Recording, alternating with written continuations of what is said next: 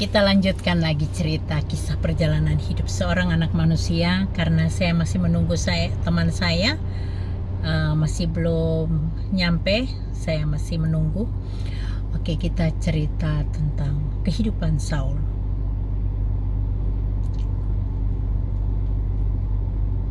Kisah perjalanan hidup seorang anak manusia selalu menarik untuk diulik. Kita mendengar, dan kiranya itu menjadi cermin buat kita dan menjadi pedoman untuk melangkah ke depan agar kita tidak terjatuh dalam hal yang sama. Kita lihat kehidupan Saul.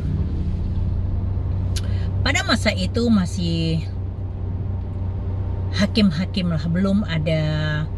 Jadi para hakim lah yang yang menjadi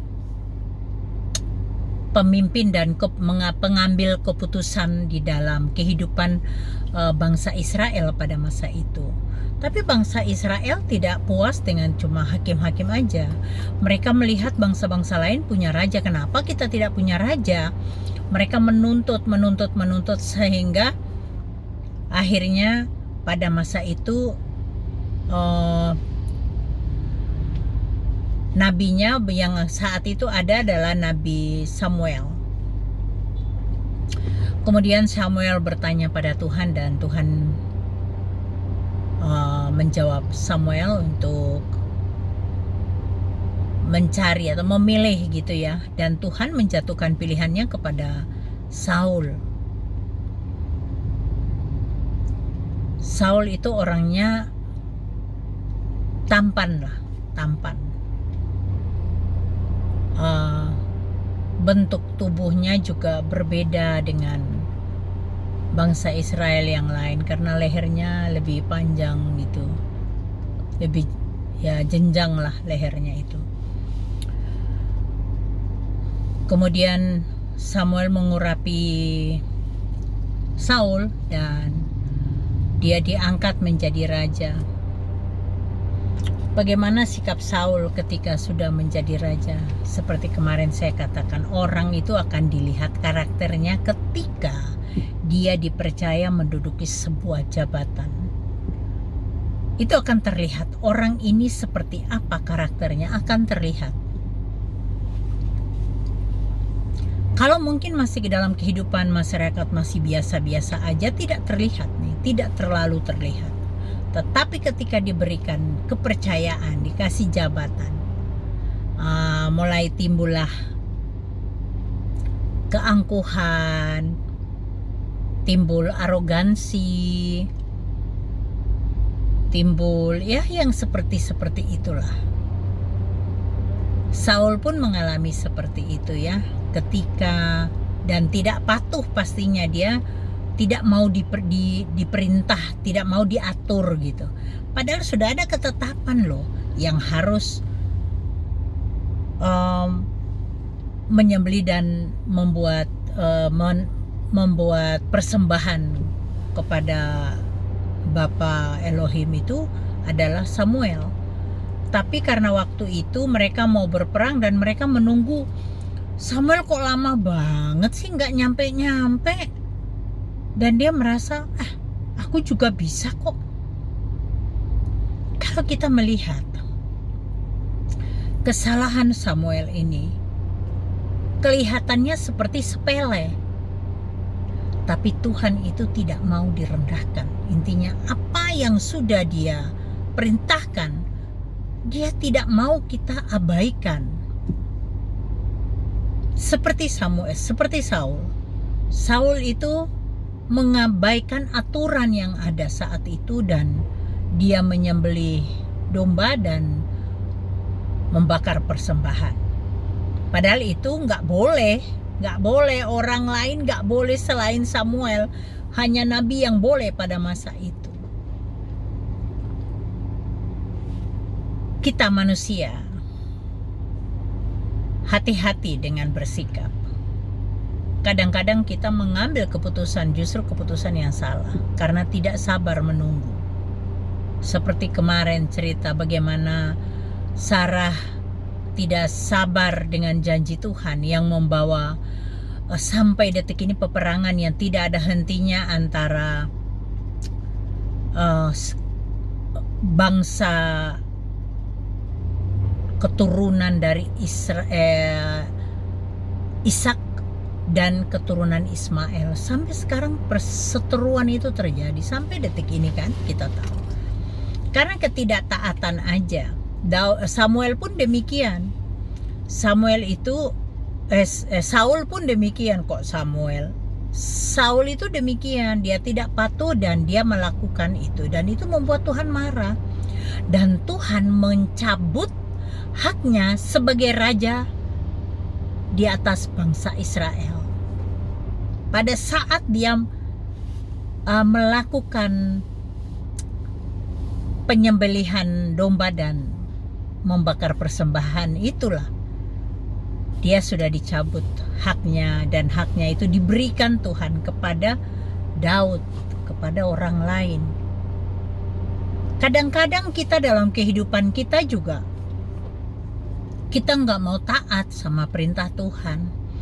Kita sudah tahu bahwa Tuhan punya aturan buat kita, ada hukum-hukum yang Tuhan berikan buat kita manusia. Jangan mengingini istri sesamamu manusia. Jangan mengingini jangan mengingini suami orang lain, jangan mengingini harta orang lain. Tapi itu terjadi. Kelihatannya dosa yang kayaknya umum aja deh, orang lain juga melakukan itu, jadi kita melakukan gak apa-apa kok. Kalau tahu kebenaran firman Tuhan, pasti Bapak Ibu Saudara dikejar dengan perasaan berdosa. Ada rasa penyesalan yang luar biasa. Jangan, yang utama itu lagi, jangan ada padamu ilah lain di hadapanku. Nah, kadang kita anak-anak Tuhan tetapi percaya ramalan. Ada bahkan yang suka ke dukun, bahkan yang suka berdukun itu loh. Laduh, itu hukum yang pertama itu. Jangan ada padamu ilah lain di hadapanku. Tuhan paling murka. Tuhan murka banget kalau ada ilah lain di hadapan dia. Kita mengutamakan juga, misalnya ya, kita nih bisa aja kamu pergi ke dukun, kamu percaya ramalan-ramalan, itu tuh juga itu Tuhan murka banget loh. Jangan loh Bapak Ibu Saudara, bertobat. Jangan percaya ramalan, jangan pernah pergi ke dukun.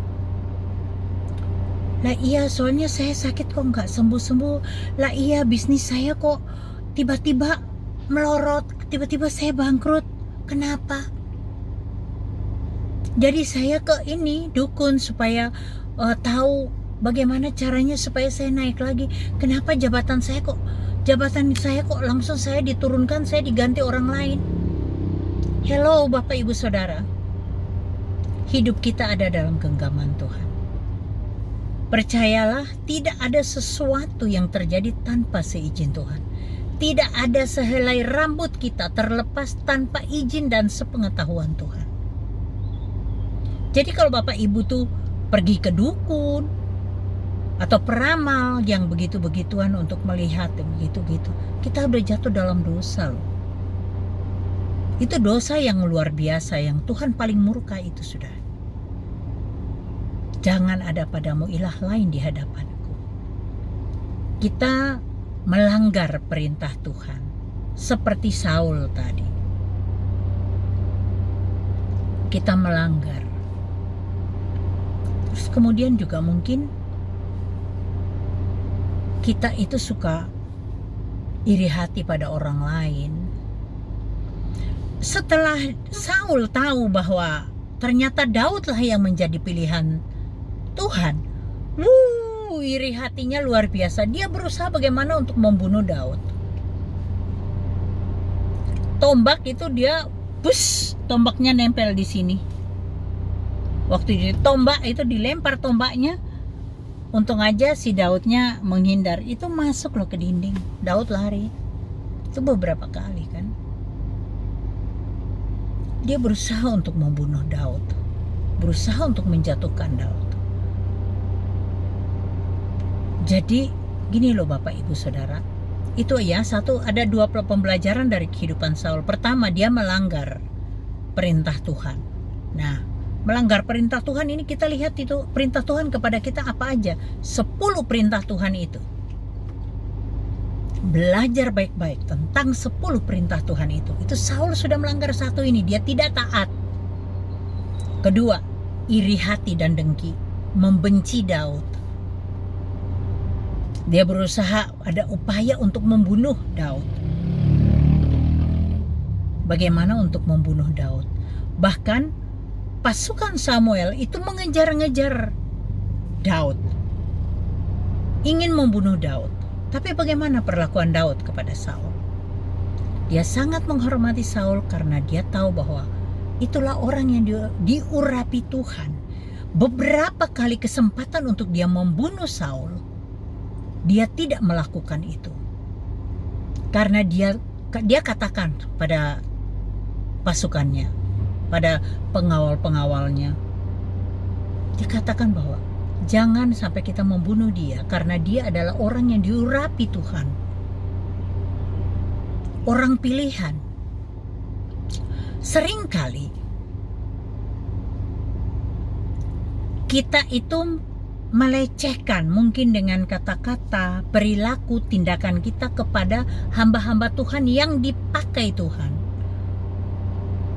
untuk mengingatkan kita, memperingatkan kita, tapi kita nggak mau dengar. Ataupun kita mungkin dia ke hamba Tuhan ini ketika menyampaikan firman Tuhan itu keras, kita tidak bisa terima. Kita marah pada hamba Tuhan itu. Apa bedanya dengan Saul ini?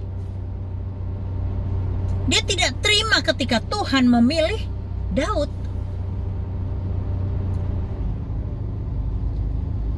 Dia boleh dikata bukan melecehkan lagi ya, mau membunuh bahkan.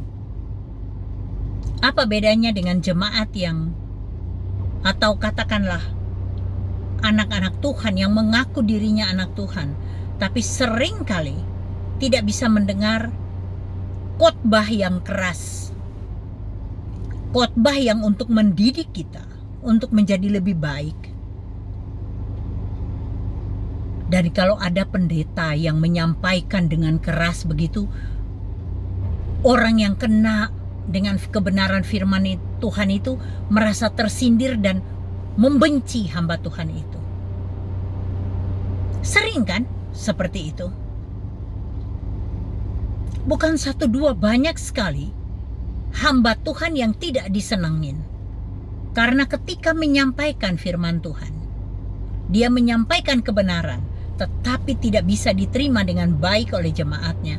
Jemaat yang bersalah, yang melakukan dosa, merasa bahwa, oh itu kan nyindir aku, itu kan nyindir aku. Padahal tidak demikian. Dia menyampaikan kebenaran firman Tuhan. Dan itu sering kali terjadi. Coba Bapak Ibu, kita koreksi hati kita. Kita punya hati yang lembut, yang mau ditegur, yang mau diajar kebenaran firman Tuhan enggak? Kita manusia tuh sering kali khilaf. Tidak ada manusia yang benar di mata Tuhan. Kita semua adalah orang berdosa. Tapi ketika kita mau menyadari bahwa kita orang berdosa dan kita mengambil keputusan, oke, hari ini saya bertobat. Saya tidak akan melakukan dosa ini lagi. Kalau kemarin saya selingkuh, hari ini aku tobat Tuhan. Aku sudah tidak mau selingkuh lagi. Kalau kemarin aku korupsi, aku mencuri, aku stop Tuhan, aku tidak mau mencuri lagi. Jangan permalukan Tuhan. Jangan permalukan Tuhanmu. Kadang sikap kita sebagai anak Tuhan tidak mencerminkan terang dan garam dalam kehidupan di dalam dunia ini. Kalau tidak bisa menjadi terang dan garam, terus mau jadi apa? Kalau garam itu sudah tawar, mau jadi apa? Paling dibuang di jalan dan diinjak-injak orang, tidak ada artinya lagi. Kita harus ada perbedaan dengan orang dunia. Kehidupan kita harus berbeda. Kita punya value. Karena kehidupan kita yang baik mencerminkan kehidupan Kristus. Semua orang itu berdosa. Tapi ketika orang itu mengambil keputusan untuk berhenti melakukan dosa dan bertobat sungguh-sungguh, Tuhan akan menuntun dia dan membentuk hatinya untuk menjadi lebih baik. Merubah kehidupan dia dan akan dipakai Tuhan. Kita mau nggak dipakai Tuhan? Kita mau nggak menjadi orang yang menjadi terang dan garam di dalam dunia ini? Buat apa kita hidup kalau tidak bisa menjadi terang dan garam dalam dunia ini? Sia-sia belaka, Bapak Ibu Saudara. Sorry ya, aku ngomong soal Saul. Di awal-awalnya dia bagus, tapi kemudian dia jatuh. Dia tidak berzina seperti Daud. Dia tidak membunuh dengan perencanaan seperti Daud, kecuali perang ya. Tapi kenapa dia bisa jatuh dalam dosa? Ketidaktaatan pada Tuhan. Karena ketidaktaatan dia, akhirnya dia mati pun sangat mengenaskan. Bahkan jenazahnya dipotong kepalanya, dipaku, aduh mengerikan sekali. Bayangkan seperti itu. Bapak Ibu Saudara, seorang raja yang dipilih Tuhan, diurapi Tuhan, matinya mengenaskan. Jangan kita mengira bahwa kita sudah jadi hamba Tuhan, kita sudah diurapi Tuhan, kita boleh seenaknya hidup. Jangan-jangan kita seperti Saul loh.